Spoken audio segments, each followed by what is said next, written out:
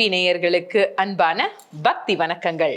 சிவபுராணத்தின் 9ஆம் நாள் அடுத்த 7 வரிகளை பார்க்க போறோம். வரிகள் 57 63 வரைக்கும் பார்க்க போறோம். வரிகள் என்ன அப்படிங்கறத முதல்ல பாடி காமிச்சிடுறேன். அதன் பிறகு சிவபுராணத்தினுடைய இந்த 7 வரிகளுக்கான அர்த்தம் என்னங்கிறத தெரிஞ்சுக்கலாம்.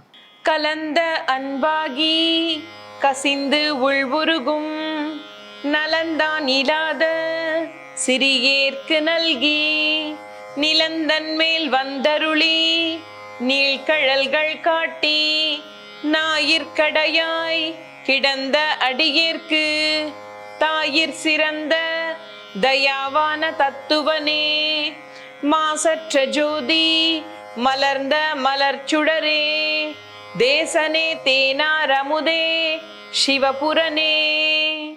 இந்த 7 வரிகள்ல என்ன அர்த்தம் சொல்லப்பட்டிருக்கு அப்படிங்கிறத பார்த்துடலாமா? கலந்த அன்பாகி கசிந்து உள்வுருகும், எல்லாம் கலந்த அன்பின்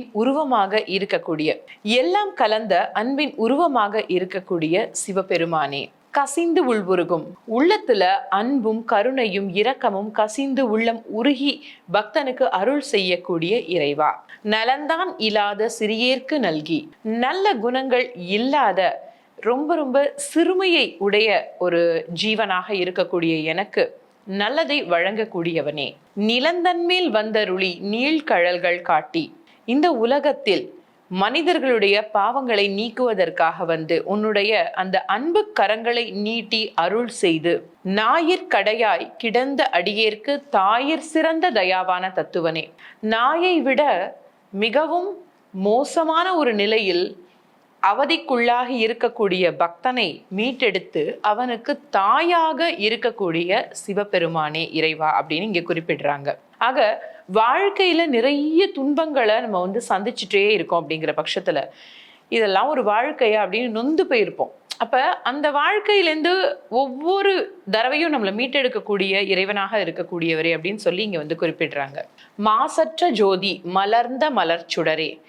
மாசு அப்படின்னா குற்றம் இல்லாத ஒளியை உடைய இறைவா, ஒளியாக இருக்கக்கூடியவனே.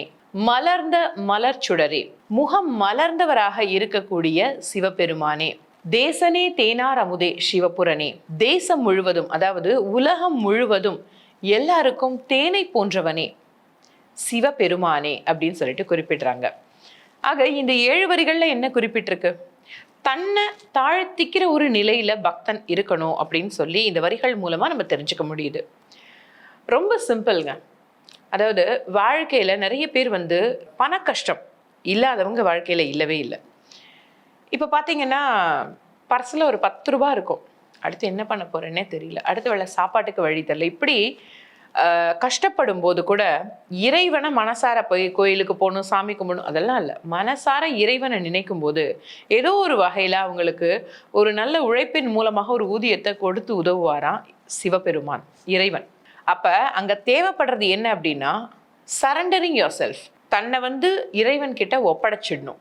இந்த விஷயத்த செய்யறவங்களுக்கு எப்பேற்பட்ட கஷ்டமாக இருந்தாலும் அங்க எல்லா கஷ்டத்தையும் நம்மளுக்கு சப்போர்ட் பண்றவங்க மேக்சிமம் பாத்தீங்கன்னா நம்மளுடைய அம்மாவா தான் இருப்பாங்க. அப்படி எனக்கு தாயாக இருக்கக்கூடிய இறைவா, உன்னுடைய அந்த கருணை உள்ளமும் உன்னுடைய அந்த கருணை கடலாக நீ இருக்கிற பட்சத்துல உன்னுடைய திருவடிகளை சேர்றதுக்கான அந்த பாக்கியத்தை நீ எனக்கு கொடுக்கணும் அப்படின்னு சொல்லிட்டு வேண்டும் விதமாக இந்த 7 வரிகள் அமைஞ்சிருக்கு. சிவபுராண பாடல் 9ஆம் பகுதியில 63ஆம் வரி வரைக்கும் பார்த்துருக்கோம். நாளைய எபிசோட்ல அடுத்த 7 வரிகளை தெரிஞ்சுக்கணும் அப்படின்னா திருவருள் டிவி சேனலை சப்ஸ்கிரைப் பண்ணுங்க, இந்த வீடியோவை லைக் பண்ணுங்க, உங்களுடைய ஃபீட்பேக் அண்ட் கமெண்ட்ஸை கொடுங்க, பெல் பட்டனை கிளிக் பண்ணுங்க. நாளைய வீடியோல உங்களை சந்திக்கும் வரை உங்களிடமிருந்து விடைபெறுவது உங்கள் சுஜிதா. நன்றி.